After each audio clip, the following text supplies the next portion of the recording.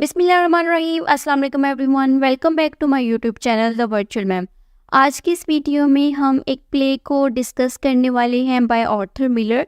जिस प्ले को आज की इस वीडियो में हम डिस्कस करने वाले हैं उसका नाम है डेथ ऑफ अ सेल्समैन।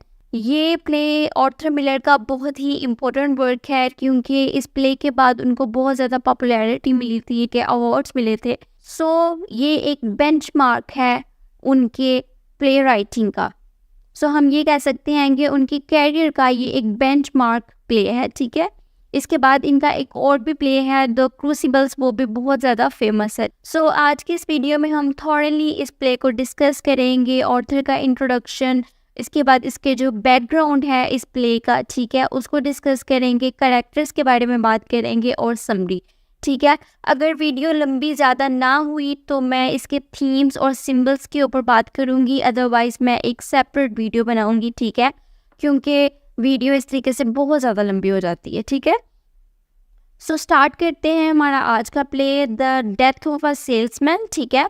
तो सबसे पहले हम ऑथर के इंट्रोडक्शन के ऊपर आएंगे, ठीक है, एंड देन मैं फिर प्ले के ऊपर आऊँगी। सो जैसे कि मैंने आपको बताया कि इस प्ले का जो राइटर है वो आर्थर मिलर है, ठीक है। सो बेसिकली आर्थर मिलर एक मिडिल क्लास फैमिली से बिलोंग करते थे और स्टॉक क्रैश की वजह से जो 1929 में हुआ था, पूरी दुनिया को उसका अफेक्ट हुआ था, ठीक है। सो आर्थर मिलर की जो फैमिली थी उनको भी इसका बहुत ज़्यादा अफेक्ट हुआ था। उनका एक छोटा सा क्लोथिंग का बिजनेस था और ये स्टॉक क्रैश की वजह से उनको बहुत बुरी तरीके से अफेक्ट हुआ, ठीक है। तो इस वजह से वो मैनहट्टन से ब्रुकलिन शिफ्ट हो गए, ठीक है, ताकि वो ज़रा अफोर्डेबल लाइफस्टाइल अपना ऑप्ट कर सके। ये पहले मैनहट्टन में रहते थे, ठीक है। ये एक जूइश थे और 1915 में ये पैदा हुए थे और इनकी डेथ अभी 2005 में हुई है, ठीक है।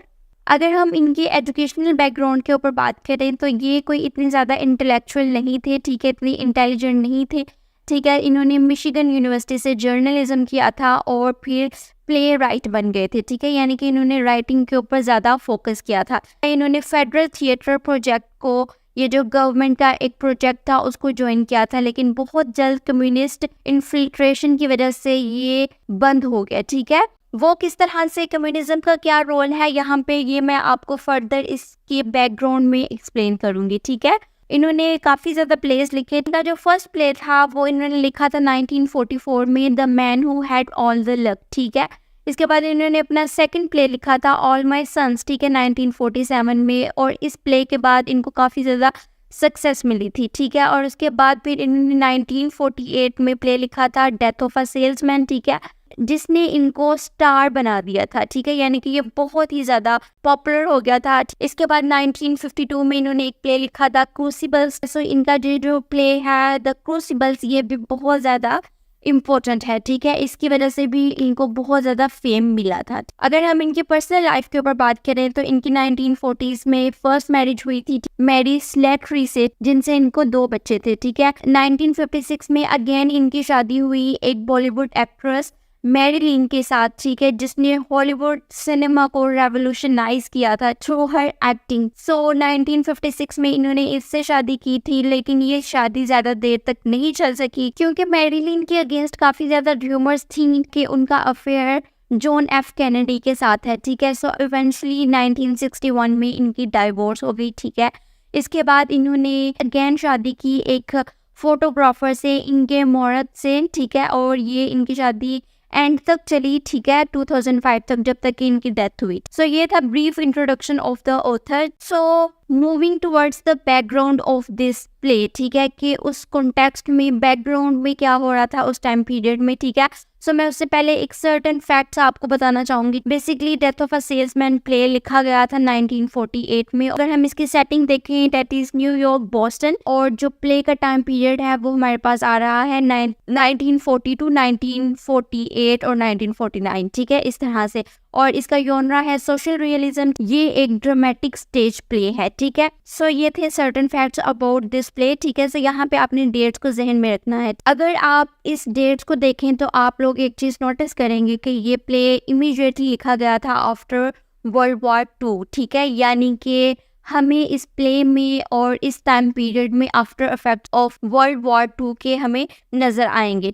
सो वर्ल्ड वॉर की अगर हम अफेक्ट्स की बात करें, ठीक है, पोस्ट आफ्टर इफेक्ट्स की, तो हमें यूएसए में इकोनॉमिकल बूम नज़र आता है, ठीक है। वो किस तरीके से, क्योंकि यूएसए ने वॉर टाइम के पीरियड में बहुत ज़्यादा वेपन्स बनाए थे, ठीक है, टेक्नोलॉजी से रिलेटेड काम किया था, ठीक है। और उसके बाद जब वॉर ख़त्म हो गई तो उसके बाद भी इनको काफ़ी ज़्यादा बेनिफिट हुआ, ठीक है। इन्होंने काफ़ी चीज़ें, वेपन सेल किए थे पूरी दुनिया को, वहाँ से इनको काफ़ी ज़्यादा फ़ायदा हुआ था। इवन कि जब ये वॉर ख़त्म भी हो गई तो जो टेक्नोलॉजी थी इनके पास, उसको यूज़ करते हुए इन्होंने इनोवेशंस, टेक्नोलॉजी, ये सब चेंजेस अपनी सोसाइटी में लेके आए, ठीक है। उसके साथ साथ इन्होंने बहुत ज़्यादा लोन्स देना शुरू कर दिए थे लोगों को, ठीक है, फॉर बिजनेस, मोटर्स, ठीक है, एजुकेशन के लिए। इसके साथ एक सबर्बनाइजेशन वाला कल्चर स्टार्ट हो गया था, ठीक है। सो लोगों की क्या मेंटेलिटी हो गई थी कि हम लोगों ने एक फाइनेंशियल स्टेटस अटेन करना है और एक सबर्बन एरिया में हमने शिफ्ट होना है। सबर्बन एरिया इस तरह के होता है कि जो सिटी से बिल्कुल हटके होता है, ठीक है, एक प्रॉपर कॉलोनी टाइप एरिया होता है, ठीक है, वहाँ पे प्रॉपर घर होते हैं, ठीक है। इस टाइम पीरियड में एक सबर्बनाइजेशन का कॉन्सेप्ट बहुत ज्यादा चल गया था, यानी कि हर अमेरिकन का ड्रीम था कि वो इस तरह का लाइफ स्टेटस अटेन कर सके, ठीक है। अगर हम पॉलिटिकल इम्पैक्ट की बात करें, जो सबसे इम्पोर्टेंट है यहाँ पे, वो ये है कि आप सबको पता होगा कि जब वर्ल्ड वॉर 2 ख़त्म हुई थी, ठीक है, सो उसके बाद इमीडिएटली कोल्ड वॉर स्टार्ट हो गई थी बिटवीन यूएसए एंड रशिया। सो काफ़ी कंट्रीज़ ने कम्युनिज्म आइडियोलॉजी जो इंस्पायर्ड थी रशिया से, उसको ऑप्ट किया था। जैसे कि यूरोप में भी काफ़ी रीजन्स थे, कंट्रीज थे जिन्होंने कम्युनिज्म को ऑप्ट कर लिया था। इसी के साथ चाइना में भी ये आइडियोलॉजी बहुत ज़्यादा पॉपुलर हो गई थी और वो अभी भी इसी आइडियोलॉजी के ऊपर चल रहे हैं, ठीक है। सो यूएसए में भी ये खतरा आ गया था कि कहीं ये आइडियोलॉजी यूएसए में भी ना आ जाए, ठीक है, ताकि उनको बहुत ज़्यादा खतरा हो सकता था, ठीक है। सो आप सबको पता ही होगा कि किस तरह की वॉर रही है बिटवीन रशिया एंड यूएसए। सो आप इस चीज़ से अंदाज़ा लगा सकते हैं कि उस टाइम पीरियड में फियर ऑफ कम्युनिज्म की वजह से किस तरह की सिचुएशन होगी अमेरिका में, ठीक है। सो इस वजह से क्या हुआ कि अमेरिका में रेड स्केयर और मकार्थिज्म का कल्चर स्टार्ट हो गया, ठीक है।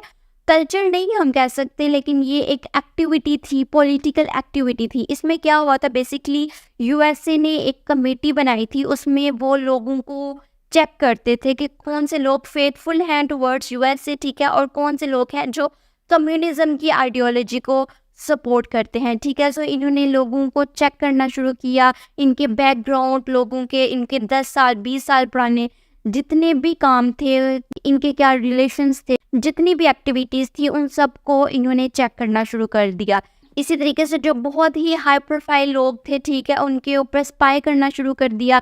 और इस तरह से जो लोग इनको लगता था कि हाँ ये लोग ठीक नहीं हैं, या कहीं किसी ना किसी तरीके से उनका अगर थोड़ा सा भी लिंक कम्युनिज्म से निकलता था तो वो उनको ब्लैक लिस्ट कर देते थे, ठीक है। इवन कि लोग बहुत ज़्यादा गायब हो गए, ठीक है, उनकी डेथ भी हो गई।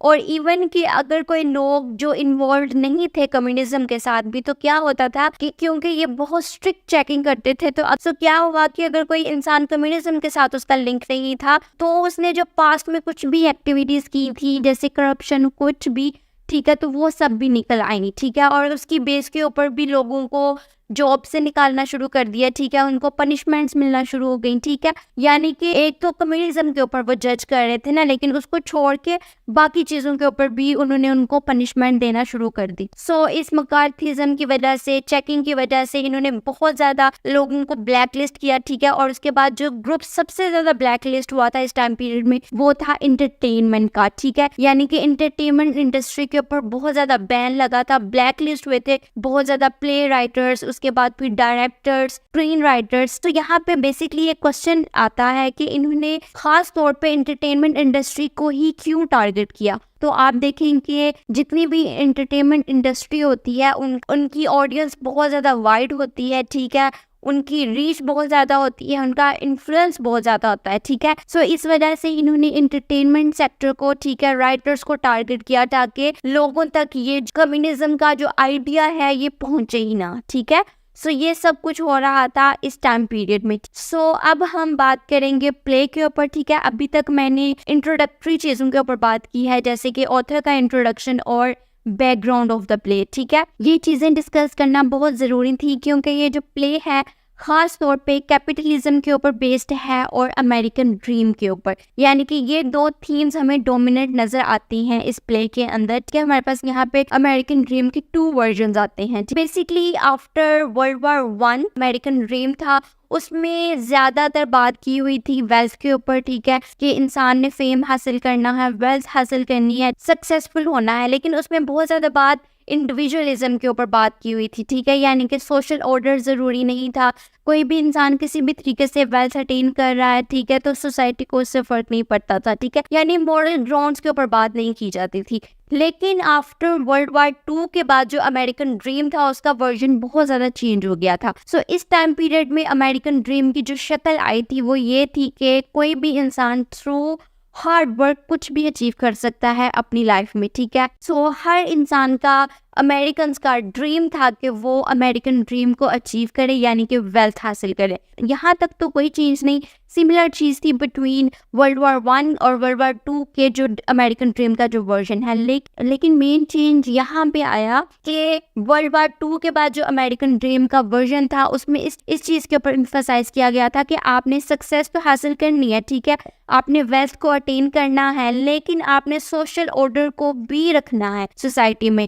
यानी कि आप एक अच्छे रिस्पेक्टफुल स्टेटस के साथ आपने ज़िंदगी गुजारनी है सोसाइटी में, यानी कि आपको सोसाइटी से रिस्पेक्ट, एप्रिसिएशन मिलनी चाहिए। सो यही चीज़, यही आइडिया हमें इस प्ले में भी नज़र आएगा, ठीक है। जो हमारा प्रोटैगनिस्ट है विली लोमैन, ठीक है, वो अपनी पूरी लाइफ स्ट्रगल करता है कि उसको वेल्थ हासिल हो, ठीक है, यानी कि वो सक्सेसफुल हो जाए और एक अपना घर बना सके, ठीक है, और इसके साथ उसको लोगों से एप्रिसिएशन मिले, रिस्पेक्ट मिले। सो इसी ड्रीम में वो अपनी पूरी जिंदगी गुजार देता है। सो मूविंग फॉरवर्ड अब हम इस प्ले के ऊपर बात करेंगे, ठीक है। सो बेसिकली ये प्ले कैपिटलिज्म के ऊपर बेस्ड है, अमेरिकन ड्रीम के ऊपर बेस्ड है, ठीक है, और साथ में इसको हम ट्रेजिक मॉडर्न प्ले भी कहते हैं, क्योंकि इसमें विली लोमैन वो एक ट्रेजेडी से गुजरा था जिसको हम कहते हैं मॉडर्न ट्रेजेडी। क्लासिकल ट्रेजेडी नहीं बल्कि मॉडर्न ट्रेजेडी, जो सोशल सर्कमस्टांसेस की वजह से हुई थी, जैसे कि कैपिटलिज्म, उसके बाद जो ऑपरेशन लोअर क्लास फेस करती है, उन सब चीज़ों की वजह से। सो मूविंग फॉरवर्ड अब हम इस प्ले के कैरेक्टर्स के ऊपर बात करेंगे। इसके बाद मैं इस प्ले की समरी के ऊपर आऊँगी, ठीक है, क्योंकि अगर मैं पहले समरी बताऊँगी और बाद में कैरेक्टर्स बताऊँगी तो आप लोगों को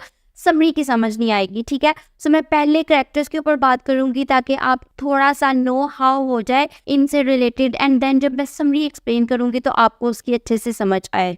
ओके, सो हमारे पास यहाँ पे जो फर्स्ट कैरेक्टर आता है दैट इज़ विली लोमैन, ठीक है, और ये हमारे पास प्रोटैगनिस्ट भी है और ट्रेजिक हीरो भी है। ये एक सेल्समैन है, जैसे कि टाइटल से हमें पता चल रहा है डेथ ऑफ अ सेल्समैन, तो इससे हमें पता चलता है कि ये हमारे प्ले का प्रोटैगनिस्ट है, यानी कि पूरा जो प्ले है वो इसी के ऊपर बेस्ड है, ठीक है।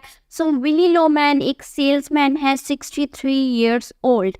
ये क्या करता है कि ये एक सेल्समैन है, ठीक है, और डिफरेंट एरियाज में जाता है और वहाँ जाके चीज़ें सेल करता है। ये एक कंपनी हॉवर्ड वैगनर के लिए काम करता है जो इस प्ले के अंदर कैपिटलिज्म को शो करेगी, और ये जो विली लोमैन है एक कैपिटलिस्ट कंपनी के लिए काम करता है, ठीक है। सो आपने ये रिलेशनशिप जहन में रखनी है, किस तरीके से कैपिटलिज्म है वो किस तरह से अपने एम्प्लॉयर्स को डिह्यूमनाइज करते हैं। सो यहाँ पे मैं बात कर रही थी विली लोमैन की, ठीक है, वो दूर दूर एरियाज में जाता है और सेल्स करता है। थ्रू आउट हिज लाइफ उसका एक ड्रीम होता है कि वो एक घर ले, अच्छा एक घर हो, जैसे कि मैंने आपको बताया था कि सबर्बनिज्म का कॉन्सेप्ट बहुत ज़्यादा था। सो वो चाहता था कि वो एक अच्छा घर ले, ठीक है, अपनी फैमिली को सपोर्ट करे, ठीक है, और उसकी रिस्पेक्ट हो सोसाइटी में, ठीक है, यानी कि उसको अप्रिसिएशन मिले, एक रिस्पेक्टफुल स्टेटस उसका हो सोसाइटी के अंदर, यानी कि टिपिकल एक अमेरिकन ड्रीम था उसका, ठीक है। जैसे कि मैंने आपको पहले बताया कि किस तरह का वर्जन था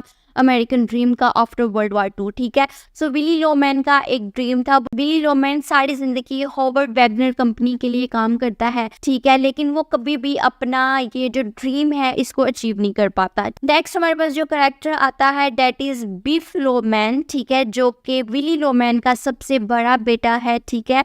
ये एक फॉर्म के ऊपर काम करता है and eight the start of the play इसकी एज है 34 ईयर्स। ये हमारे पास बहुत ही कॉम्प्लेक्स कैरेक्टर है, ठीक है। इनिशियली ये अपने फादर को बहुत ज़्यादा प्रेज करता था, बहुत ज़्यादा हीरो समझता था, लेकिन बाद में एक ऐसा इंसिडेंट हुआ इसकी लाइफ में जिससे इसका रिलेशनशिप विद हिज फादर वो ख़राब हो गया। नेक्स्ट हमारे पास आता है कैरेक्टर लिंडा लोमैन, जो कि विली लोमैन की वाइफ है, ठीक है। ये एक हाउस वाइफ है और इसको सपोर्ट करती है हर सिचुएशन में, ठीक है। इवन कि विली लोमैन लिंडा लोमैन के ऊपर चीट भी करता है, लेकिन फिर भी लिंडा हमेशा उसको सपोर्ट करती है, यानी कि हमें एक ट्रेडिशनल वुमेन का कैरेक्टर हमें यहाँ पे नजर आएगा, ठीक है। नेक्स्ट हमारे पास कैरेक्टर है हैप्पी लोमैन, ठीक है, जो विली लोमैन का सबसे छोटा बेटा है। जैसे कि इसका नाम बता रहा है हैप्पी, लेकिन ये एक आयरॉनिकल नेम है, ठीक है, क्योंकि ये बिल्कुल भी अपनी लाइफ से खुश नहीं है। ये एक वुमनाइजर है, बहुत सारी बुरी आदतों में इन्वॉल्व है। नेक्स्ट हमारे पास कैरेक्टर आता है बेन लोमैन, ठीक है। ये विली लोमैन का भाई है और इसकी अब डेथ हो गई है, लेकिन इस प्ले में इसका क्या रोल है कि बेन लोमैन अलास्का और अफ्रीका के जंगल्स में जाता है एट द एज ऑफ 17, ठीक है। सो ये उन रीजन्स को एक्सप्लोर कर रहा होता है, ठीक है, माउंटेन्स, इस तरह की चीज़ों को। तो वहाँ पे उसको गलती से डायमंड की माइन उसको मिल जाती है, ठीक है। सो उसके बाद से ये बहुत ज़्यादा वेल्दी हो जाता है। नेक्स्ट हमारे पास कैरेक्टर आता है चार्ली, जो विली का नेबर है, और ये एक सक्सेसफुल बिजनेसमैन है। इतना ज़्यादा सक्सेसफुल नहीं है, लेकिन एटलीस्ट वो एक अच्छी लाइफ गुजार रहा है, ठीक है। चार्ली का यहाँ पे हमें कंट्रास्ट नज़र आता है विली लोमैन के साथ टर्म्स ऑफ देयर आइडियोलॉजी, ठीक है। सो विली लोमैन किस चीज़ के ऊपर बिलीव करता है कि अगर आपकी अच्छी पर्सनैलिटी है सो आप अपनी लाइफ में कुछ भी अचीव कर सकते हैं, ठीक है। ऑन द अदर हैंड जो चार्ली है वो खुद भी हार्ड वर्किंग है और उसका जो बेटा बर्नार्ड है वो भी हार्ड वर्किंग है। जो विली लोमैन है, क्योंकि वो इनका नेबर है तो इनके रिलेशंस रहे हैं शुरू से। सो विली लोमैन हमेशा इसको, चार्ली को और इसके बेटे को क्रिटिसाइज करता था कि तुम लोगों के अंदर वो करिश्मा नहीं है, पर्सनैलिटी नहीं है जिससे तुम लोग सक्सेस को अटेन कर सको, ठीक है। सो बहुत ज़्यादा विली लोमैन ब्लफ करता था अपने बेटों के ऊपर। वो कहता था कि तुम लोगों के अंदर वो पर्सोना है, पर्सनैलिटी है जिसकी वजह से तुम लोग कुछ भी लाइफ में अटेन कर सकते हो। सो नेक्स्ट हमारे पास कैरेक्टर आता है हॉवर्ड वैगनर। ये एक यंग बॉस है, इसने इनहेरिटेंस में ये कंपनी ओन की है अपने फादर की डेथ के बाद। प्ले में हॉवर्ड वैगनर कैपिटलिज्म को शो करेगा, ठीक है, कि किस तरह से जो कैपिटलिस्ट हैं अपने एम्प्लॉयर्स को ट्रीट करते हैं। नेक्स्ट हमारे पास कुछ माइनर कैरेक्टर्स आते हैं। The very first one is Bernard, जैसे कि मैंने आपको बताया ये चार्ली का बेटा है, ठीक है। थ्रू आउट हिज लाइफ जो विली लोमैन है और उसके जो बच्चे हैं वो बर्नार्ड का मजाक उड़ाते रहते हैं, उसको क्रिटिसाइज करते रहते हैं कि तुम तो बहुत ही ज़्यादा पढ़ाई करते हो, हार्ड वर्किंग हो। तो वो उसको कहते हैं कि तुम जितनी मर्जी पढ़ लो, तुम जितना मर्जी हार्ड वर्क कर लो, लेकिन तुम फिर भी सक्सेसफुल नहीं हो सकोगे। क्यों? क्योंकि तुम इतने हैंडसम नहीं हो। अब इस प्ले के अंदर ये एक सक्सेसफुल लॉयर है। नेक्स्ट हमारे पास माइनर कैरेक्टर आता है द वुमेन, ठीक है। ये वो औरत है जिसके साथ विली का एक्स्ट्रा मैरिटल अफेयर चल रहा है। सो द वुमेन का हमें यहाँ पे नाम नहीं नजर आता। ये विली की मिस्ट्रेस है, कहाँ पे? बोस्टन में, ठीक है। नेक्स्ट हमारे पास एक कैरेक्टर आता है बिल ओलिवर का, ठीक है। ये बिफ का फॉर्मर बॉस है। ओके, सो मूविंग फॉरवर्ड अब हम इस प्ले की समरी के ऊपर बात करेंगे, ठीक है। लेकिन इस प्ले की समरी के ऊपर आने से पहले मैं आप लोगों को यहाँ पे इस प्ले का स्ट्रक्चर बताऊंगी। आर्थर मिलर का ये प्ले बहुत ज़्यादा पॉपुलर रहा है, तो उसकी एक रीज़न इसका स्ट्रक्चर भी था, क्योंकि इस प्ले का जो स्ट्रक्चर है वो हमें ट्रेडिशनल प्लेस की तरह नहीं मिलता। सो बेसिकली इस प्ले में हमें नॉन लीनियर प्लॉट मिलता है, ठीक है, यानी कि हमें सीक्वेंस ऑफ इवेंट्स नहीं नजर आती। यानी कि प्ले जब स्टार्ट होता है तो उसमें काफ़ी स्टोरी आगे से हमें बताई जाती है, लेकिन फिर विली लोमैन की मेमोरीज और फ्लैशबैक से हमें बाकी जो अर्लियर इवेंट्स हैं उसके बारे में पता चलता है। सो अब हम इस प्ले की समरी के ऊपर बात करते हैं कि इस प्ले का स्टार्ट होता है सेल्समैन से, ठीक है, जो है हमारे पास विली लोमैन। क्या ये एक कंपनी के लिए, हॉवर्ड वैगनर के लिए काम करता है, और ये अभी रिसेंटली अपने एक सेल्स ट्रिप से वापस आया है, और ये अपनी ट्रिप से जल्दी वापस आ गया है। यूजुअली ये इस टाइम पीरियड में वापस नहीं आता, और अभी इस वक्त विली लोमैन अभी काम कर रहा है, लेकिन उसको प्रॉपर सैलरी नहीं मिलती क्योंकि वो बहुत ज़्यादा बूढ़ा हो चुका है, ठीक है। सो उसकी एक प्रॉपर सैलरी नहीं है, लेकिन वो जो चीज़ें सेल करता है उसके अगेंस्ट उसको एक certain amount in the form of commission मिलती है, ठीक है। सो यानी कि इस कमीशन के ऊपर वो अपना गुजारा कर रहा है, लेकिन ये अमाउंट बहुत ही थोड़ी है। और जैसे कि मैंने आपको बताया था कि उसका एक अमेरिकन ड्रीम है, तो ख़ास तौर पे उस अमेरिकन ड्रीम को अचीव करने के लिए ये पैसे बहुत कम थे, ठीक है। सो इसी के साथ बिफ जो विली लोमैन का सबसे बड़ा बेटा है, वो रिसेंटली एक फॉर्म से वापस आया है। वहाँ पे वो 10 सालों से काम कर रहा है। सो अब वो रिसेंटली वापस आया है अपने घर में क्या, और वो अपनी लाइफ में एक न्यू डायरेक्शन को ढूंढ रहा है। सो वो चाहता है कि वो कोई और काम करे, ठीक है, जिससे वो थोड़ी सी मनी हासिल कर सके। लेकिन वो फार्मिंग के काम से खुश है, लेकिन क्योंकि वो अपनी मदर से, अपने फादर से बहुत ज़्यादा प्यार करता है, सो इस वजह से वो चाह रहा है कि वो कोई न्यू अपॉर्चुनिटी को भी सीख करे अपनी लाइफ में।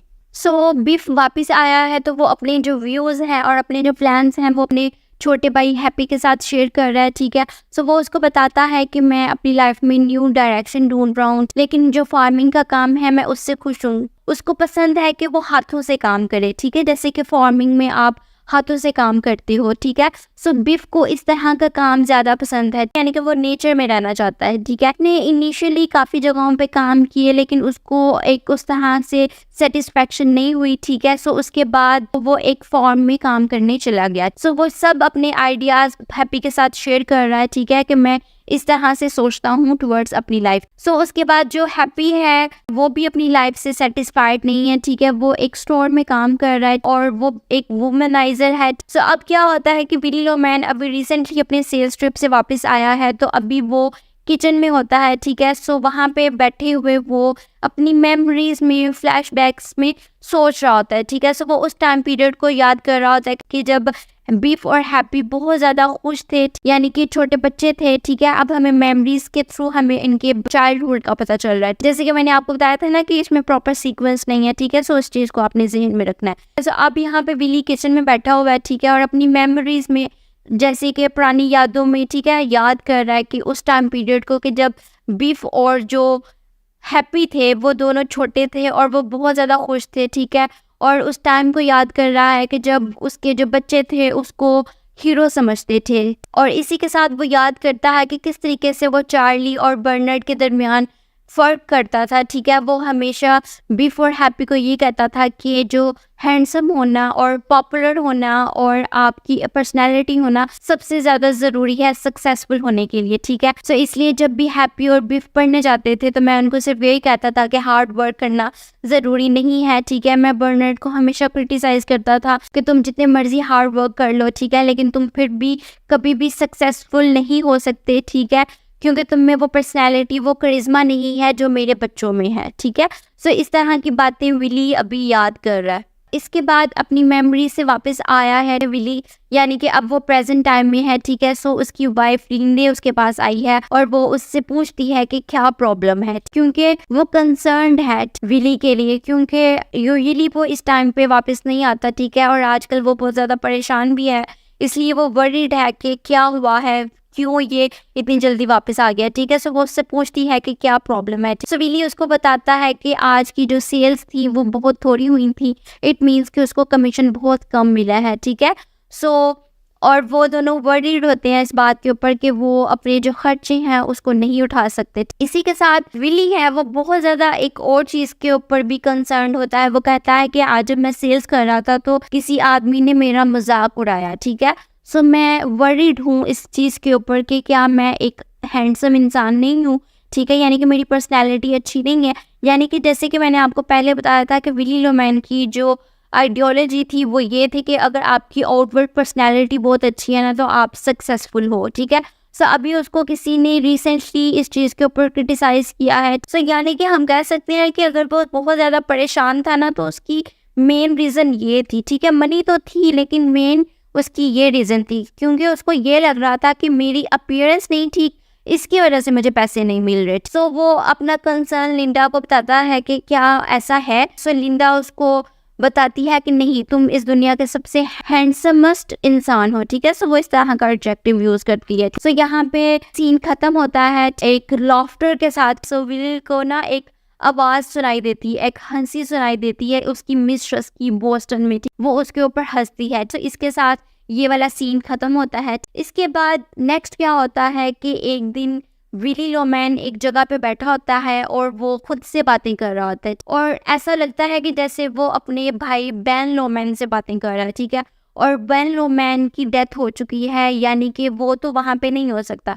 सो चार्ली वहाँ पे आता है उसकी आवाज़ सुन के कि मैं देखूँ कि क्या हो रहा है, ठीक है, क्योंकि उसको पता है कि बेन लोमैन की तो डेथ हो चुकी है, तो विली किससे बातें कर रहा है, ठीक है। सो वो उसके पास आता है और वो देखता है कि वो अपनी हेलोसिनेशंस में, अपनी मेमोरीज में, फ्लैशबैक्स में अपने डिसीज्ड भाई बेन लोमैन से बातें कर रहा है, ठीक है। सो इसी के साथ इस पॉइंट के ऊपर फिर हमें पता चलता है बेन लोमैन के बारे में, उसकी लाइफ के बारे में, ठीक है, कि वो किस तरह से 17 इयर्स ओल्ड का था जब वो अलास्का और अफ्रीका चला गया, ठीक है। वहाँ पे उसको डायमंड्स की माइन मिली और उसके बाद बहुत ज़्यादा वो वेल्थी हो गया, ठीक है। और जो विली लोमैन है वो हमेशा से ना बेन लोमैन से बहुत ज़्यादा जेलस भी रहा है, ठीक है, क्योंकि वो उसको सीक्रेट नहीं बताता उसकी वेल्थ का कि उसने कैसे सक्सेस है हासिल की। लेकिन अगर हम उसको देखें बेन लोमैन को, तो उसको बाय लक मिल गई थी वो मिल, ठीक है, उसने कुछ हार्ड वर्क तो नहीं किया था, ठीक है। सो यहाँ पे हमें इस सीन में थ्रू हिज मेमोरीज और फ्लैशबैक्स हमें बेन लोमैन के बारे में पता चलता है, ठीक है। सो जैसे कि मैंने आपको बताया कि चार्ली उसके पास आया होता है उससे पूछने की क्या प्रॉब्लम है, ठीक है। उसको पता होता है कि उसका जो सेल्स का जो काम है वो अच्छा नहीं चल रहा, ठीक है। सो यहाँ पे चार्ली आता है उसके पास और वो उसको एक जॉब ऑफर करता है, ठीक है। वो कहता है कि तुम मेरे बिजनेस में आ जाओ, ठीक है, ताकि तुम अच्छे से सर्वाइव कर सको, ठीक है। सो यहाँ पे विली लोमैन क्या करता है कि आउट ऑफ प्राइड उसको स्ट्रेट फॉरवर्ड रिजेक्ट कर देता है, ठीक है। सो वो उसको कहता है मैंने तुमसे थोड़े से पैसे क्या उधार लिए हुए हैं, तुम्हें लगता है कि तुम मुझे भीख दे सकते हो, ठीक है, मुझे तुम्हारी भीख की ज़रूरत नहीं है, मेरा सेल्स का काम बहुत अच्छा चल रहा है, मैं एक बहुत अच्छा और पॉपुलर सेल्समैन हूँ। सो इस तरह की वो हरकतें कर रहा होता है। यहाँ पे भी ये चीज़ इम्पोर्टेंट है कि ये जो विली लोमैन है उसके लिए जो उसकी जो रिस्पेक्ट है, उसका जो स्टेटस है इन सोसाइटी, वो बहुत इम्पोर्टेंट है, ठीक है। सो बेसिकली यहाँ पे क्या चीज़ हुई है अभी कि उसका सेल्स का काम तो वैसे नहीं सही चल रहा, लेकिन उसको बहुत ज़्यादा मतलब बुरा लगा है कि चार्ली ने उसको आगे जॉब ऑफर की है। इट मीन्स कि उसका जो स्टेटस है वो थ्रेटन हुआ है, यानी कि वो रिस्पेक्टफुल ही नहीं है सोसाइटी में, ठीक है। उसको तो जॉब की ज़रूरत है और उसको कोई भी इंसान आके जॉब ऑफर करेगा, ठीक है। सो ये चीज़ ज़्यादा हिट की है विली लोमैन की, इस वजह से वो बहुत ज़्यादा अग्रेसिव होके उसने स्ट्रेट फॉरवर्ड उसको मना कर दिया। इट मीन्स कि विली लोमैन के लिए उसकी जो रिस्पेक्ट है, उसका जो सोशल स्टेटस है वो बहुत ज़्यादा इम्पोर्टेंट है, ठीक है। इसी के साथ नेक्स्ट अगेन फिर विली लोमैन बैठा होता है, ठीक है, और वो सोच रहा होता है बेन लोमैन के बारे में और अपने फादर के बारे में, ठीक है। और वो रिग्रेट करता है अपनी लाइफ के ऊपर कि काश उसने भी बेन लोमैन की तरह और अपने फादर की तरह कुछ एडवेंचर्स किए होते लाइफ में, ठीक है, अपॉर्चुनिटीज़ को सीख किया होता, ठीक है, जिस तरीके से बेन लोमैन ने और फादर ने किया था, ठीक है, तो मे बी आज वो ज़्यादा सक्सेसफुल होता, ठीक है। यानी कि उसने अपनी पूरी ज़िंदगी गुजार ली है, अब उसकी 63 ईयर्स ओल्ड एज है, ठीक है। सो यानी कि उसने अपनी ज़िंदगी गुजार ली है, ठीक है, उसको कोई ख़ास सक्सेस नहीं मिली, तो अब वो लुक बैक कर रहा है अपनी लाइफ के ऊपर, अपने एक्शंस के ऊपर, तो वो रिग्रेट कर रहा है कि काश मैं ऐसा ना करता तो मे बी मेरी लाइफ डिफरेंट होती, ठीक है। सो बेसिकली यहाँ पे उसके फादर और बेन लोमैन का जिक्र हुआ है, ये बहुत इंपॉर्टेंट है, ठीक है। अब आपने एक चीज़ नोट करनी है, जैसे कि मैंने आपको बताया कि कैपिटलिज्म का थीम बहुत इंपॉर्टेंट है, ठीक है। सो आपने कैपिटलिज्म को इस पॉइंट के ऊपर अपने जहन में रखना है, ठीक है। और अब आपने विली को देखना है, ठीक है, वो एक कैपिटलिस्ट सोसाइटी में है, ठीक है, और उसको सक्सेस नहीं मिली, ठीक है। On the other hand Ben Loman है, ठीक है, और उसका जो फादर है, ठीक है, उन दोनों को अपनी लाइफ में सक्सेस मिली है, ठीक है। बेन लोमैन, ठीक है, इसने कोई कैपिटलिस्ट सोसाइटी का पार्ट नहीं था, यानी कि इसने किसी कंपनी के लिए काम नहीं किया था, ठीक है, बल्कि वो अलास्का और अफ्रीका में चला गया क्लोज टू नेचर, ठीक है, तो उसको सक्सेस मिली, ठीक है। सिमिलरली उसका जो फादर था विली का, ठीक है, वो एक फ्रूट्स बनाता था, ठीक, रूरल एरिया में, ठीक है, यानी कि वो सिटी में नहीं रहता था, ठीक है। सो वो नेचर के करीब था, ठीक है, वो भी किसी कंपनी के लिए काम नहीं करता था, ठीक है। सो वो फ्रूट्स बनाता था, यहाँ पे फ्रूट ट्री से बनते हैं तो ट्री नेचर को सिंबलाइज कर रहा है, ठीक है। सो वो भी खुद काम करता था, अपना प्रोडक्ट खुद बनाता था और खुद उसको सेल करता था, ठीक है। यानी कि यहाँ पे कैपिटलिज्म और एम्प्लॉयर का कोई लिंक नहीं है, ठीक है। सो इससे हमें पता चलता है कि बेन लोमैन और उसके फादर को सक्सेस इसलिए मिली, क्योंकि वो किसी कैपिटलिस्ट सोसाइटी का पार्ट नहीं था। On the other hand Willy Loman ने क्या किया, विली लोमैन को भी नेचर पसंद थी, ठीक है। सर्टेन पॉइंट्स पे हमें ये चीज़ रिफ्लेक्ट होगी। लेकिन विली लोमैन ने क्या किया, उसने सोचा कि अगर मैं कैपिटलिस्ट सोसाइटी में जाऊंगा, सिटी में जाऊंगा, तो शायद मुझे सक्सेस मिल जाए। ठीक है, सो ये उसका एक गलत डिसीजन था। ठीक है, क्यों? क्योंकि कैपिटलिज्म इटसेल्फ इज़ फ्लॉड। क्योंकि जो क्रिटिक्स ऑफ कैपिटलिज्म है, कम्युनिज्म है, वो यही कहते हैं कि जो कैपिटलिज्म का जो सिस्टम है वो इनहेरेंटली ही खराब है। ठीक है, यानी कि वो ये कहते हैं कैपिटलिस्ट वाले कि हम हर मेंबर को सक्सेसफुल होने का मौका देंगे। ठीक है, हम लोन्स प्रोवाइड करेंगे। ठीक है, जिससे वो एक काम अच्छा कर सके। ठीक है, यानी कि वो अपना बिजनेस स्टार्ट कर सके। लेकिन ऐसा नहीं है। कैपिटलिस्ट सोसाइटी में जो हायर क्लास है, जो एलीट क्लास है, हमेशा सिर्फ उन्हीं को अपॉर्चुनिटीज़ मिलती हैं। ठीक है, वही सक्सेसफुल होते हैं। ठीक है, लेकिन जो लोअर क्लास होते हैं वो तो सिंपली एम्प्लॉयर्स होते हैं ना उसमें। ठीक है, सो वो उनको कभी भी उस तरह से अपॉर्चुनिटीज़ नहीं देते ताकि वो एक हायर सोशल लेवल को अटेन कर सके। सिंपल सी बात है कि अगर एम्प्लॉयर्स भी एक हायर स्टेटस के ऊपर आ जाएंगे, ठीक है, तो वो उनके लिए काम कौन करेगा? सो ये जो क्रिटिक्स थे अगेंस्ट कैपिटलिज्म, वो इस चीज़ को कहते थे। ठीक है, सो हमें इस प्ले के अंदर यही चीज़ नज़र आती है। यानी कि विली लोमैन ने अपनी पूरी लाइफ दी हॉवर्ड वैगनर को। ठीक है, लेकिन फिर भी वो जो अपना एक ड्रीम है ना, एक सिंपल सा ड्रीम था कि मेरा एक घर हो, एक मेरी एक सिक्योर लाइफ हो। ठीक है, जिसमें मेरे पास मंथली थोड़े बहुत पैसे हों। ठीक है, ताकि मैं एक अच्छी लाइफ गुजार सकूं। ठीक है, और मेरी सोसाइटी में रिस्पेक्ट हो। लेकिन ये तीनों उसके जो ड्रीम्स है ना, ये बिल्कुल भी पूरे नहीं हुए क्योंकि वो एक कैपिटलिस्ट सोसाइटी का पार्ट था। सो मूविंग फॉरवर्ड, आगे क्या होता है कि विली लोमैन रिग्रेट कर रहा होता है। ठीक है, अपने एक्शंस के ऊपर।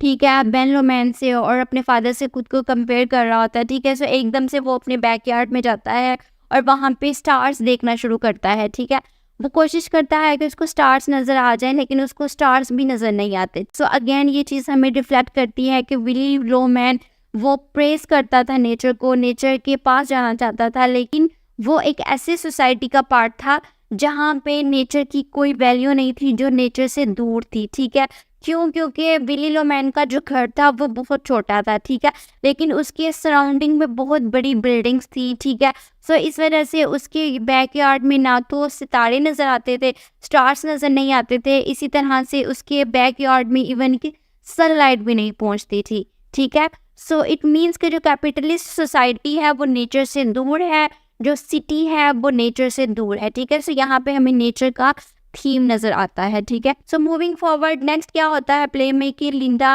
अपने बच्चों के साथ ये चीज़ डिस्कस करती है, हैप्पी और बिफ के साथ, कि तुम्हारा जो फादर है वो ठीक नहीं है, वो डिप्रेशन में है। मुझे काफ़ी टाइम से उसके ऊपर शक है। ठीक है, उसने काफ़ी दफ़ा सुसाइड करने की कोशिश की है। ठीक है, सो तुम लोग कुछ ऐसा करो कि तुम लोगों का जो बाप है वो रिलैक्स हो जाए। बीफ इस बात के ऊपर काफ़ी ज़्यादा अनोय होता है क्योंकि बीफ का रिलेशनशिप अपने फादर के साथ अच्छा नहीं है। ठीक है, वो क्यों, वो अभी आपको आगे पता चलेगा। ठीक है, लेकिन फिर भी बीफ एग्री करता है और हैप्पी भी एग्री करता है कि ठीक है हम कुछ करते हैं। ठीक है, सो यहाँ पे फिर बीफ बताता है कि वो सोच रहा है कि अपने एक ऑनर के पास, अपने फॉर्मर ऑनर के पास जाए, बिल ओलिवर के पास एक बिजनेस प्रपोजल लेके जाए। ठीक है, ताकि वो उसको लोन फाइनेंस करें, जिससे हैप्पी और बीफ एक अपना बिजनेस स्टार्ट कर सकेंगे। सो इस बात के ऊपर बिली बहुत ज़्यादा खुश भी होता है क्योंकि वो शुरू से जो बीफ का काम है फार्मिंग का, उसके अगेंस्ट था। ठीक है, सो यहाँ पे बिली बहुत ज़्यादा खुश होता है कि हाँ ये एक अच्छी चीज़ हो रही है। ठीक है, सो नेक्स्ट मॉर्निंग क्या होता है कि लिंडा उसको,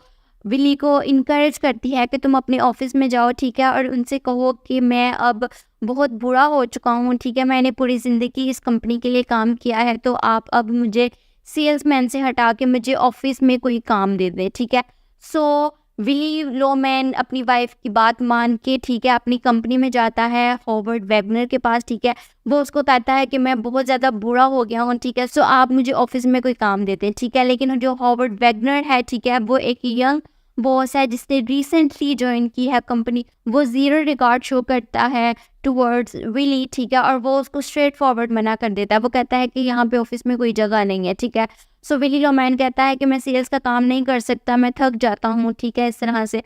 तो हॉवर्ड वैगनर क्या कहता है, वो कहता है कि ठीक है, अगर आप काम नहीं कर सकते तो इट मीन्स कि आप में इतनी हिम्मत नहीं रही, आप अब जाके रेस्ट करे।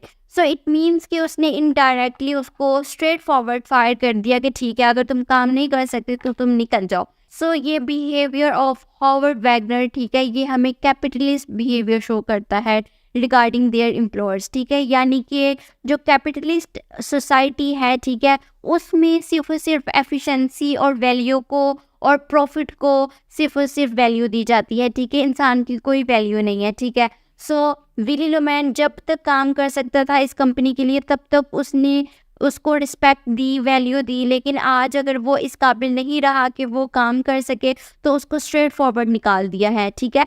यानी कि कैपिटलिस्ट सोसाइटी में आपकी एज अ पर्सन कोई वैल्यू नहीं होती। जब तक आप काम उनको प्रोवाइड करके देते हो, आप उनको प्रॉफिट जनरेट करके देते हो, तब तक वो आपको रखते हैं, ठीक है, अपने पास। लेकिन अगर आप इस काबिल नहीं रहते तो आपको स्ट्रेट फॉरवर्ड निकाल देते हैं, ठीक है। सो यहाँ पे सेम यही इंसिडेंट हुआ है, ठीक है। विली लोमैन को स्ट्रेट फॉरवर्ड उसने निकाल दिया है, ठीक है। ऑन द अदर हैंड बिफ वो भी अपने ओनर के पास जाता है, ठीक है, अपने फॉर्मर ओनर के पास जाता है, ठीक है। सबसे पहले तो उसका ओनर उससे मिलता ही नहीं है, ठीक है, उसको 5-6 घंटे बाहर बिठा के रखता है, वेट करवाता है।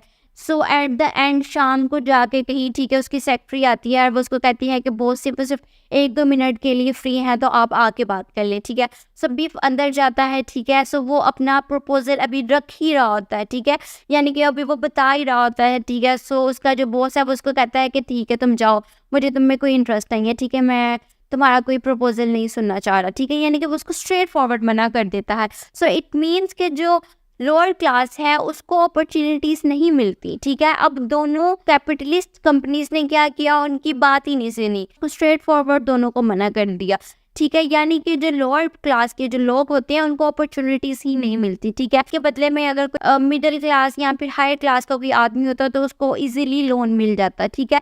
क्योंकि बिफ और विली लोमैन एक लोअर क्लास से थे, ठीक है, सो उनको जीरो इंटरेस्ट था उनके अंदर, ठीक है। सो यही चीज़ हमें इस प्ले में नज़र आती है कि किस तरीके से जो कैपिटलिज्म है वो गैप को वाइडन करता जाता है between elite and lower class. So यही चीज़ हमें पता चलती है कि जो कैपिटलिज्म है इनहेरेंटली ही उसमें प्रॉब्लम्स हैं, ठीक है। सो वो जो कहता है ना कि हम सोसाइटी में सबको अपॉर्चुनिटीज़ प्रोवाइड करते हैं, सब सोसाइटी में सक्सेस को अटेन कर सकते हैं, ये एक गलत आइडिया है, ठीक है। नेक्स्ट क्या होता है कि अब दोनों अपने ओनर से मिल के आए हैं, ठीक है। सो तीनों एक रेस्टोरेंट में मिलते हैं, ठीक है।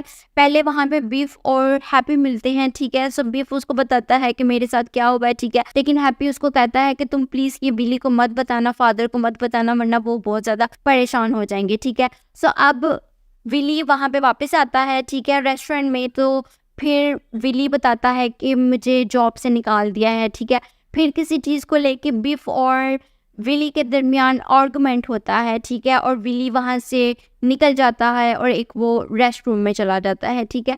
जैसे कि मैंने आपको बताया था कि बीफ और विली के दरमियान अच्छा रिलेशनशिप नहीं है, ठीक है, यानी कि बीफ अपने फादर को पसंद नहीं करता, ठीक है। सो इस वजह से काफ़ी स्ट्रिक्ट उनके अंदर आर्गुमेंट हो जाता है। नेक्स्ट अगेन विली एक वॉशरूम में होता है, उसको मेमोरीज याद आती हैं, ठीक है, पुरानी। ऐसे वो याद करता है कि एक दफ़ा क्या हुआ था कि विली अपने सेल्स ट्रिप के ऊपर गया हुआ था, ठीक है, और बीफ उसके पास आया था, वो अपना मैथ का टेस्ट डिस्कस करने के लिए कि मैं एक ट्यूशन रखना चाहता हूँ। सो जैसे ही वो बोस्टन आता है, ठीक है, अपने फादर के पीछे, वो एक पर्टिकुलर एड्रेस के पीछे जाता है एक होटल में, ठीक है, जहाँ पे उसका फादर रहता है, ठीक है।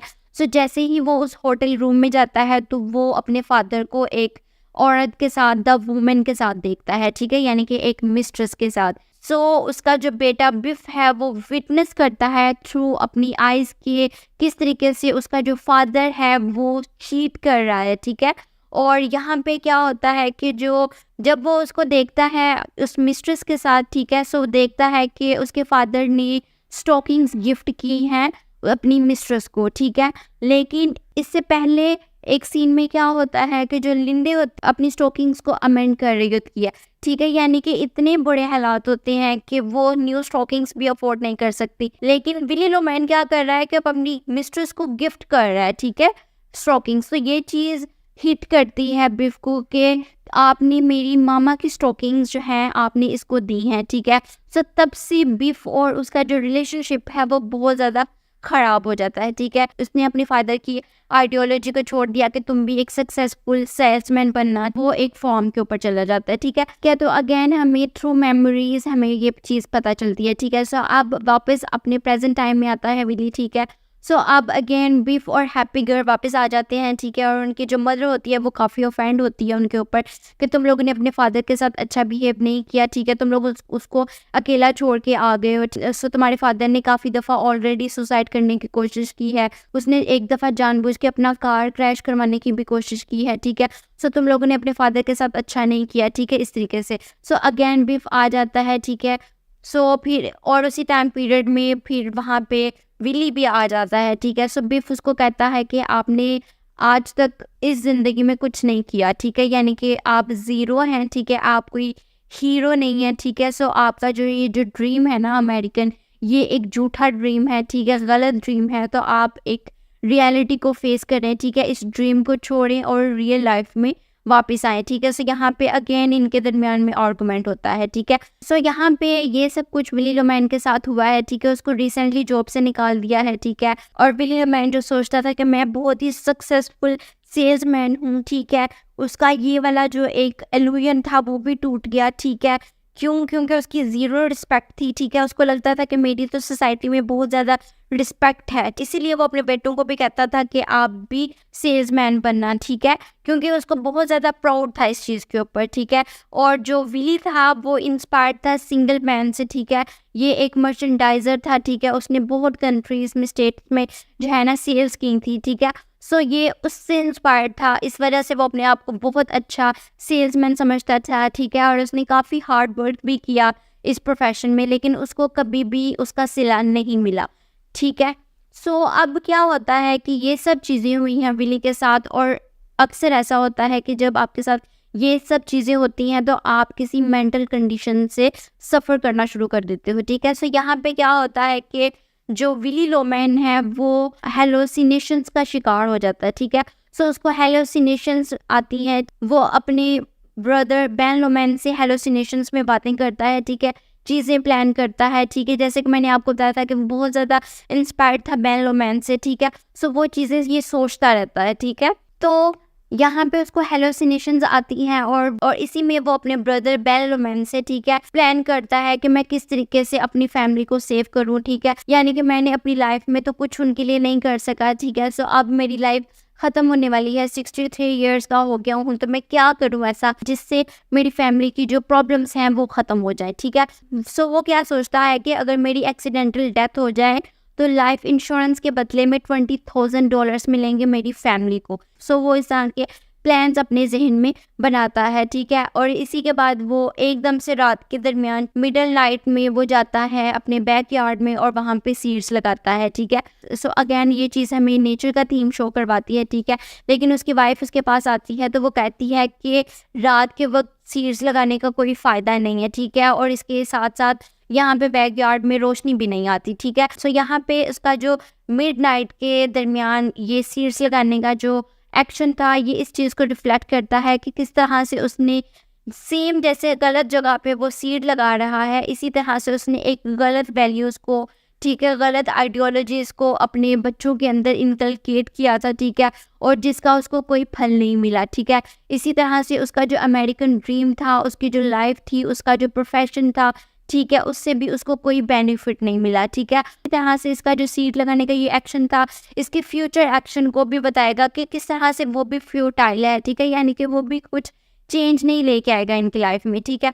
सो नेक्स्ट क्या होता है कि विली लोमैन जानबूझ के अपना एक्सीडेंटल क्रैश करवाता है, ठीक है, और उसकी डेथ हो जाती है, ठीक है। और इसके बदले में उसकी फैमिली को $20,000 मिलते हैं, ठीक है। लेकिन यहाँ पे क्या होता है कि अब उनको $20,000 तो मिल जाते हैं, ठीक है, यानी कि वो अपना घर तो खरीद लेते हैं, उनका जो लोन था उसको पे कर देते हैं। लेकिन क्या होता है कि हैप्पी भी घर छोड़ के चला जाता है, ठीक है, और भी वो भी घर छोड़ के चला जाता है, यानी कि उनके पास घर तो आ जाता है, ठीक है, लेकिन उनके पास रहने के लिए कोई नहीं होता, ठीक है। So at the end of the play, ठीक है, यहाँ पे विली का फ्यूनरल हो रहा है। So at the end of the play Willy का फ्यूनरल हो रहा है, ठीक है। सो यहाँ पे चार्ली, बर्नर, ठीक है, उसके साथ बिफ और हैप्पी और लिंडे, ठीक है, ये सब उसका फ्यूनरल अटेंड करते हैं, ठीक है। सो क्या होता है कि जो बिफ है वो अपने फादर की डेथ के ऊपर कहता है कि इनकी जो डेथ है इससे कुछ भी हासिल नहीं हुआ, ठीक है, यानी कि इसकी जो डेथ थी ना वो बिल्कुल बेकार गई है, ठीक है, यानी कि कुछ भी चेंज नहीं आया। इट मीन्स के पैसे आ भी गए हैं फिर भी इनकी लाइफ में कोई चेंज नहीं आया। इसी तरह से जो हैप्पी है, ठीक है, वो कहता है कि नहीं, मेरे फादर की जो डेथ है वो बेकार नहीं गई। इट मीन्स के उसकी डेथ हुई थी सेल्स करते हुए, ठीक है, कार क्रैश में, वो सेल्स के ऊपर ही जा रहा था। इट मीन्स कि हैप्पी यहाँ पे शो करता है कि वो अपने फादर के फुट स्टेप्स को फॉलो करेगा, ठीक है, और वो भी सेल्समैन ही बनेगा। ऑन द अदर हैंड बिफ इस आइडिया को छोड़ देता है, ठीक है, और वो फार्मिंग की तरफ चला जाता है, ठीक है, यानी कि हमें यहाँ पे 2 डिफरेंट आइडियोलॉजीज मिलेंगी, ठीक है, एक एंटी कैपिटलिज्म और दूसरी इन फेवर ऑफ कैपिटलिज्म, ठीक है। ऑन द अदर हैंड, ठीक है, चार्ली और बर्नर्ड भी ये फ्यूनरल अटेंड करते हैं, लेकिन चार्ली यहाँ पे कहता है कि जो विली था उसके पास ट्रेड करने को कुछ भी नहीं था सिवाय इसकी अपनी लाइफ के, ठीक है, यानी कि वो सारी ज़िंदगी तो ट्रेड करता रहा, चीज़ें बेचता रहा, लेकिन उसको कुछ भी हासिल नहीं हुआ। तो एट द एंड उसने क्या किया, उसने अपनी लाइफ को ट्रेड किया, ठीक है, यानी कि उसने अपनी जान ले ली फॉर $20,000, ठीक है, यानी कि उसकी डेथ के बाद उसको ये पैसे मिले, ठीक है। सो इनडायरेक्टली उसने अपनी लाइफ को बेच के वो पैसे लिए हैं ना। सो ये जो स्टेटमेंट थी ये उसने अपनी लाइफ को ट्रेड किया है, ये बहुत इंपॉर्टेंट है। इसी के साथ लिंडे भी अपने हस्बैंड को गुड बाय कहती है, ठीक है, फ्यूनरल पे, और वो उसको बताती है कि जो घर है वो तो मिल गया है, यानी कि उसकी हमने पैसे पे कर दिए हैं, लेकिन अब इस घर में कोई भी नहीं है, ठीक है।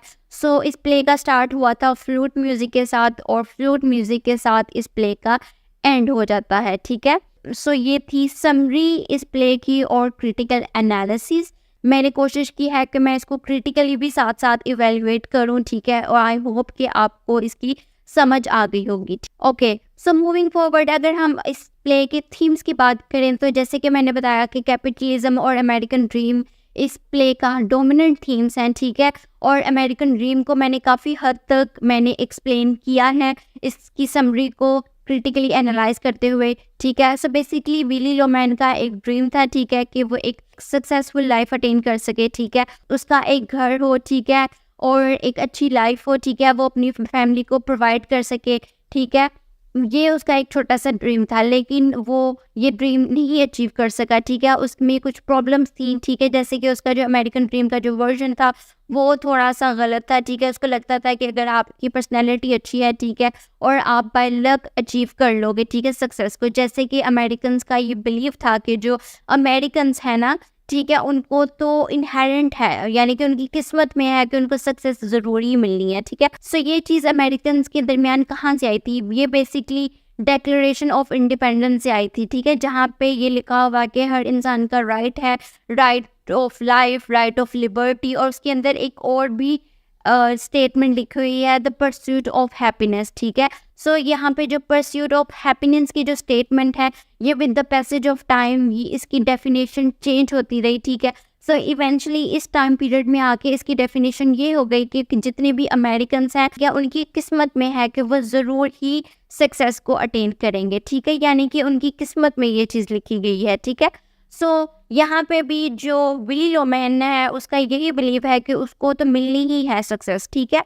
तो ये जो उसका ड्रीम तो था, लेकिन उसका जो ड्रीम था उसमें कुछ प्रॉब्लम्स थी। उसके बाद ये बेन लोमैन से बहुत ज़्यादा इंस्पायर्ड था, ठीक है, क्योंकि उसको तो बाय लक मिली थी सक्सेस, ठीक है, उसने कोई हार्ड वर्क नहीं किया था, ठीक है। सो ये कुछ प्रॉब्लम्स थी और वो पूरी ज़िंदगी इस ड्रीम को अचीव करने में गुजार देता है, लेकिन वो कभी भी ये ड्रीम अचीव नहीं कर पाता, ठीक है। नेक्स्ट हमारे पास आता है थीम ऑफ कैपिटलिज्म, जिसको मैंने एक्सप्लिसिटली एक्सप्लेन किया है, ठीक है। सो आई डोंट थिंक सो कि मुझे दोबारा से उसको एक्सप्लेन करने की ज़रूरत है। नेक्स्ट हमारे पास थीम आता है फादर एंड सन्स, यानी कि किस तरह का रिलेशनशिप था between Willy Loman and his sons, ठीक है, उसने किस तरह की वैल्यूज उसके अंदर इनकलकेट की थी, ठीक है, किस तरह की आइडियोलॉजी इनकलकेट की थी, ठीक है, और उसका क्या अफेक्ट हुआ, ठीक है। ना तो वो खुद सक्सेसफुल था अपनी गलत आइडियोलॉजी की वजह से, इसी का अफेक्ट सेम उसके बच्चों के ऊपर भी हुआ, ठीक है। नेक्स्ट हमारे पास थीम नज़र आता है नेचर वर्सेस सिटी। हमें नेचर का जिक्र बार बार नज़र आता है, तो भी मैंने एनालिसिस में मैंने एक्सप्लेन किया है, ठीक है। और नेक्स्ट हमारे पास थीम आता है अबंडनमेंट एंड बिट्रेयल, ठीक है। जो विली लोमैन है वो चीट करता है अपनी वाइफ लिंडे के ऊपर, ठीक है। सो यहाँ पे हमें बिट्रेयल का थीम भी मिलता है और अबंडनमेंट का थीम हमें इस तरह से मिलता है कि किस तरह से बिफ और हैप्पी दोनों चले जाते हैं अपनी मदर को छोड़ के, ठीक है, यानी कि अपने घर को छोड़ के चले जाते हैं। इसी तरह से प्ले के अंदर बिफ ने अपने फादर को देखा था मिस्ट्रेस के साथ, तो तब भी वो 10 सालों के लिए एक फॉर्म में चला गया था, ठीक है। सो यहाँ पे हमें अबंडनमेंट का थीम नज़र आता है, ठीक है। अगर हम सिंबल्स की बात करें तो हमारे पास सबसे पहला सिंबल आता है रबर होस, ठीक है। ये सिंबलाइज करता है विली लोमैन की इम्पेंडिंग डेथ, ठीक है, क्योंकि रबर हॉर्स को यूज़ करके उसने ये पहले सुसाइड करने की कोशिश की थी, ठीक है।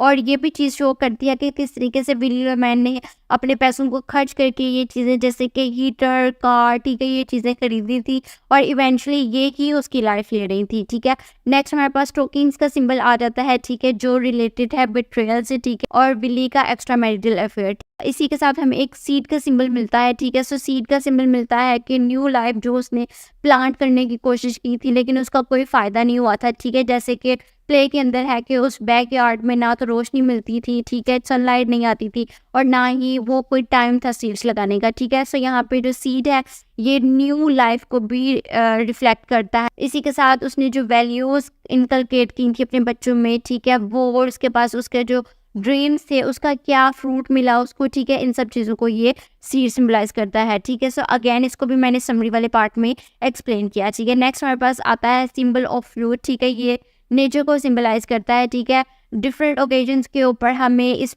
फ्लूइड की आवाज़ सुनाई देती है, जैसे कि at the start of the play और at the end of the play, ठीक है। सो ये जो फ्लूइड है वो नेचर को रिफ्लेक्ट करता है, ठीक है।